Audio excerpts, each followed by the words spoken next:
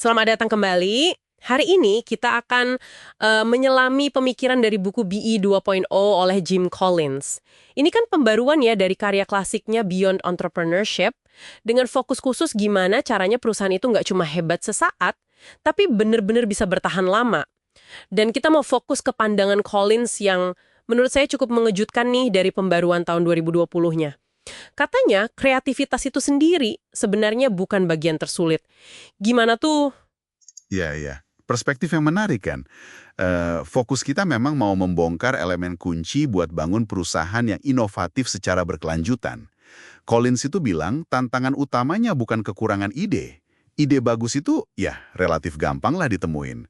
Yang sulit itu bangun sistemnya, budayanya, semacam mesin inovasi yang jalan terus.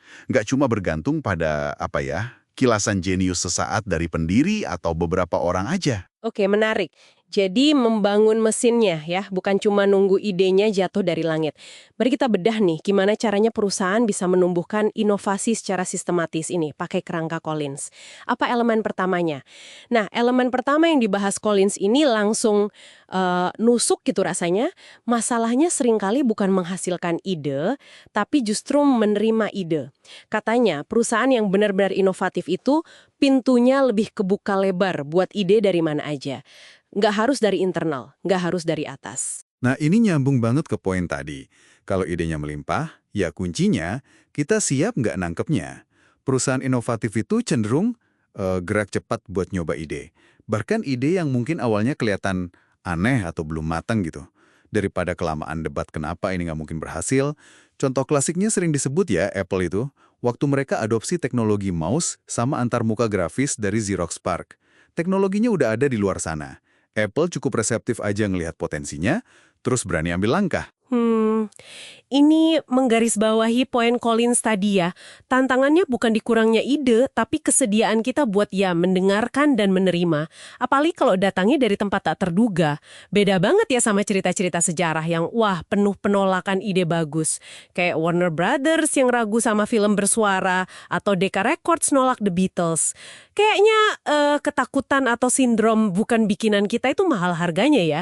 Jadi iklim penerimaan itu penting banget. Betul, betul. Nah, terus setelah idenya diterima nih, gimana kita tahu mana yang beneran bagus, mana yang potensial? Disinilah elemen kedua masuk.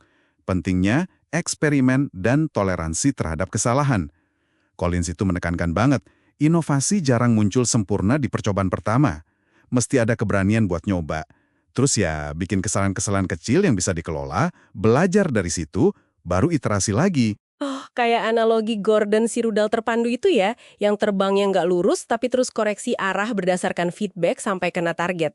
Jadi, kesalahan kecil yang terkoreksi itu malah cara buat menghindari kegagalan gede yang fatal gitu ya. Tepat sekali. Ini bukan soal asal coba atau ceroboh ya, tapi lebih ke, eksperimen terkalkulasi. Kita bisa lihat contohnya di penemuan post-it notes di 3M. Itu kan awalnya dari perangkat yang dianggap gagal. Atau ribuan kali percobaan Edison buat nemuin bola lampu yang pas. Bahkan Apple sendiri, kegagalan produk awal kayak Apple III sama Lisa, itu jadi pelajaran penting banget buat suksesnya Macintosh. Intinya, perusahaan inovatif itu nggak takut sama gagal kecil. Mereka lihat itu sebagai, ya, biaya riset dan pengembangan lah. Kedengerannya kayak perlu budaya yang benar-benar ngedorong orang buat berani nyoba ya. Semacam just do it gitu. Tanpa perlu minta izin berlapis-lapis buat tiap langkah kecil. Iya, untuk eksperimen skala kecil, bisa dibilang gitu. Filosofinya seringkali, dalam batas tertentu ya, lebih gampang minta maaf daripada minta izin. Ini kan membebaskan orang buat nguji hipotesis mereka dengan cepat. Tentu ini harus dibarengi tanggung jawab juga, dan pemahaman batas risiko yang bisa diambil. Tapi, nah ini dia, waktu perusahaan tumbuh jadi besar, bukannya semangat eksperimen sama penerimaan ide ini sering kegerus ya, sama birokrasi, prosedur yang makin kaku. Gimana Collins ngatasin tantangan skala ini? Nah, itu dia jebakan klasiknya pertumbuhan. Makanya Collins sangat menekankan pentingnya menjaga otonomi dan juga melakukan desentralisasi seiring perusahaan membesar. Contohnya kayak Herman Miller yang kasih kebebasan besar buat desainer mereka, atau Merck keilmuannya buat eksplorasi dan kejar ide-ide yang menjanjikan menurut mereka. Jadi pas perusahaan mulai nyampe ukuran tertentu, misalnya 100-200 orang kayak saran Collins, strateginya secara sadar mecah jadi unit-unit yang lebih kecil dan otonom. Kayak apa ya, mecah berlian gitu biar tiap fasetnya bisa bersinar sendiri. Analogi yang bagus tuh. Ya, tujuannya ya menjaga semangat perusahaan kecil di dalam tubuh perusahaan besar. Ini mungkin kalau dilihat dari kacamata manajemen tradisional bisa kelihatan agak berantakan atau nggak efisien. Karena mungkin ada duplikasi usaha di beberapa tempat. Tapi Collins bilang, kekacauan yang terkendali dan potensi inefisiensi ini, itu harga yang pantas dibayar. Manfaatnya jauh lebih besar. Motivasi karyawan tinggi, rasa kepemilikan kuat di setiap unit, dan yang paling penting, inovasi berkelanjutan yang muncul dari banyak sudut.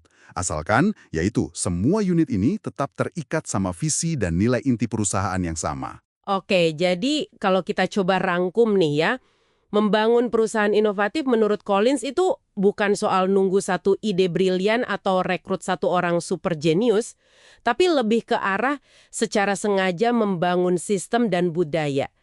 Sistem yang aktif nyari dan yang penting tadi menerima ide dari mana saja. Ya, terus berani melakukan eksperimen cepat, belajar dari kesalahan-kesalahan kecil yang pasti ada, dan ngasih otonomi sama ruang gerak buat tim atau individu buat bertindak dan nyoba hal baru. Dan semua ini dijalankan dalam kerangka visi dan nilai-nilai bersama yang jelas.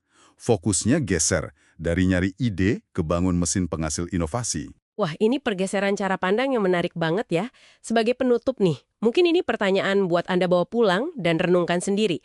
Seberapa besar sih toleransi Anda atau organisasi tempat Anda berada sekarang terhadap ide-ide yang awalnya mungkin kedengeran aneh, nggak praktis, atau bahkan gila? Karena siapa tahu kan, disitulah justru letak terobosan besar Anda yang berikutnya.